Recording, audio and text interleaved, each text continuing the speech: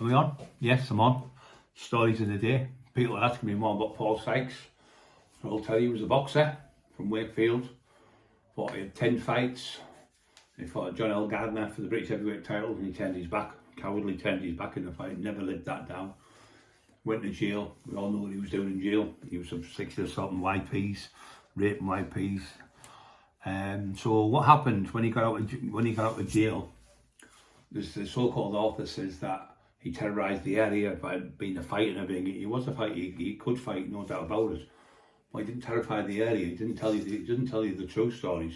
But in the Wakefield papers and in other papers, he was he absolutely terrorised children and women. He lived near a bus. He slept on the streets rough. He lived in a library where he went underneath the stairs. He'd be in there. You see him coming out. There's pictures of him coming out under the library in Wakefield.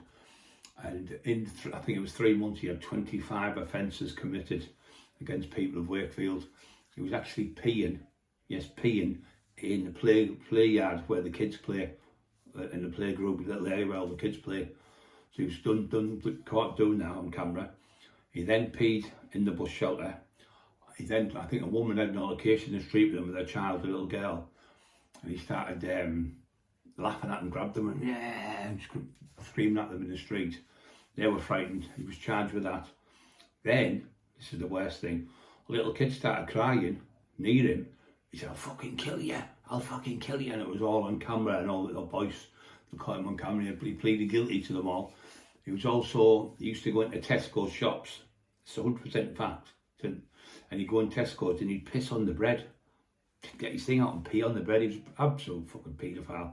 Peeing on the bread in the shop, and the women that were there and all this. They'd have to get the security guards and they would phone the police and the police would come and arrest him again. So he was done for that as well. Peeing on the bread in the shop. Then he'd go and just open a can and start drinking it. And they'd put him out the shop. And because he was frail and that in the end, they didn't want to really hit him in that. So so he's frightened. He didn't just frighten the little kid, he threatened to kill a little kid in the street. And this is a man, this other one saying he's a hero and he was great at this and great at that. So no hero, Paul Sykes, nonce.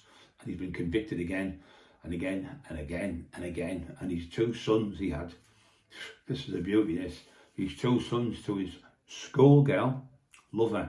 I'll tell you again, it's all like dodgy days, don't it? Schoolgirl lover. That's who he had the 2 kids. One was called Michael Sharp, I think it was, and the other one was called Paul Sykes. Both of them, like the dad, bullies, been sugared and watered in the jails. And guess what? They both got either 25 or 27 years. I think one got 27, one got 25. They got done for stabbing the lad to death. Cowards were nice, stabbed him to death. And both got into jail, so they're in jail now. I think they're doing it. I think they're doing an 8-year sentence, up a 25 or 27-year sentence. So it's like father, like sons. So okay, guys, the so-called great Paul Sykes.